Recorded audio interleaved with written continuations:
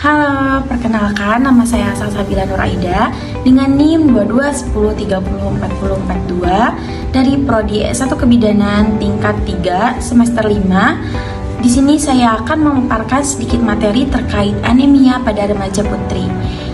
Tugas dari mata kuliah Bahasa Indonesia. Selamat menyaksikan. Nah, di sini ada definisi anemia. Definisi anemia adalah suatu keadaan tubuh di mana kadar hemoglobin di dalam darah lebih rendah dibanding nilai normal.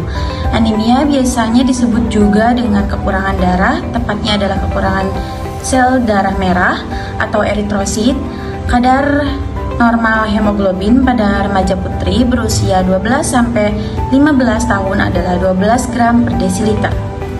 Nah, di sini ada gejala anemia pada remaja putri, diantaranya yang pertama kulit terutama pipi dan bibir pucat, yang kedua lapisan dalam kelopak mata atau konjungtiva pucat, yang ketiga bantalan kuku pucat atau tidak berwarna merah muda seperti biasanya, yang keempat susah konsentrasi, yang kelima badan terasa lemas sehingga ingin terus-menerus tidur, yang keenam mudah lelah, yang ketujuh sesak napas, yang kedelapan detak jantung lebih cepat, yang kesembilan sakit kepala, yang kesepuluh pusing sehingga bisa menyebabkan pingsan.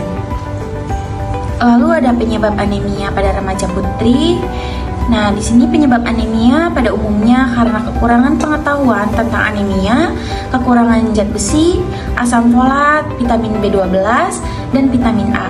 Peradangan akut dan kronis, infeksi parasit, kelainan bawaan yang mempengaruhi sintesis hemoglobin, kekurangan produksi sel darah merah dapat menyebabkan anemia.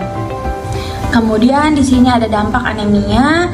Anemia dapat menyebabkan berbagai dampak buruk pada remaja putri atau wanita usia subur. Di antaranya, yang pertama, menurunkan daya tahan tubuh sehingga penderita anemia mudah terkena penyakit infeksi.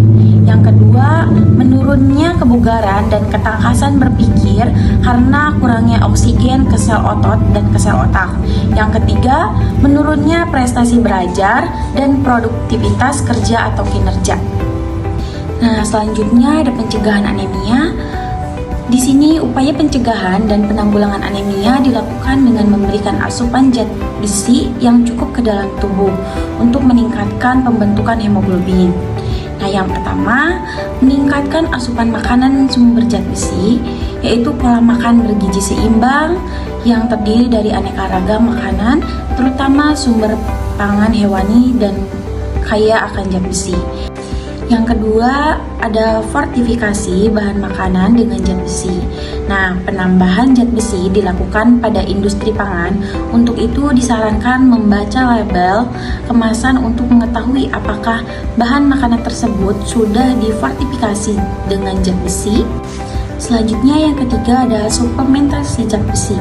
Pemberian suplementasi zat besi secara rutin selama jangka waktu tertentu bertujuan untuk meningkatkan kadar hemoglobin secara cepat dan perlu dilanjutkan untuk meningkatkan simpanan zat besi di dalam tubuh. Kemudian di sini ada gizi bagi penderita anemia.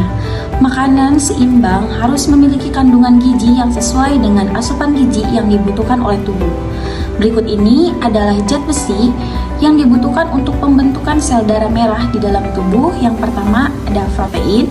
Protein merupakan bagian terbesar kedua setelah air. Protein digunakan sebagai dasar pembentukan struktur sel tubuh. Selain itu, protein juga penting sebagai bahan pengatur enzim, hormon, dan plasma darah. Lalu yang kedua ada zat besi atau Fe. Zat besi atau Fe berperan terhadap pembentukan hemoglobin. Bahan makanan hewani seperti daging, ayam, ikan, dan telur memiliki kandungan zat besi yang cukup tinggi, sedangkan bahan makanan nabati seperti kacang-kacangan ataupun sayuran. Lalu yang ketiga ada vitamin B9 atau asam folat. Nah, asam folat termasuk dalam zat gizi yang berperan untuk mencegah dan mengobati anemia. Asam folat terdapat dalam makanan seperti sayuran hijau, hati, daging tanpa lemak, serealia, kacang-kacangan, dan jeruk. Kemudian yang keempat ada vitamin C.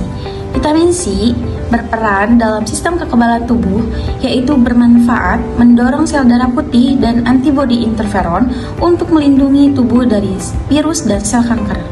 Vitamin C banyak dijumpai dalam bahan pangan nabati seperti jeruk, nanas, rambutan, pepaya, dan tomat. Dan yang terakhir ada vitamin B12 atau kobalamin. Vitamin B12 adalah jenis vitamin yang berfungsi memproduksi sel darah merah sehat untuk mengangkut oksigen ke seluruh tubuh. Vitamin B12 banyak ditemukan dalam protein hewani seperti hati, susu, telur, ikan, keju, dan daging. Cukup sekian materi yang dapat saya sampaikan. Semoga bermanfaat. Terima kasih. Bye-bye. Sampai jumpa.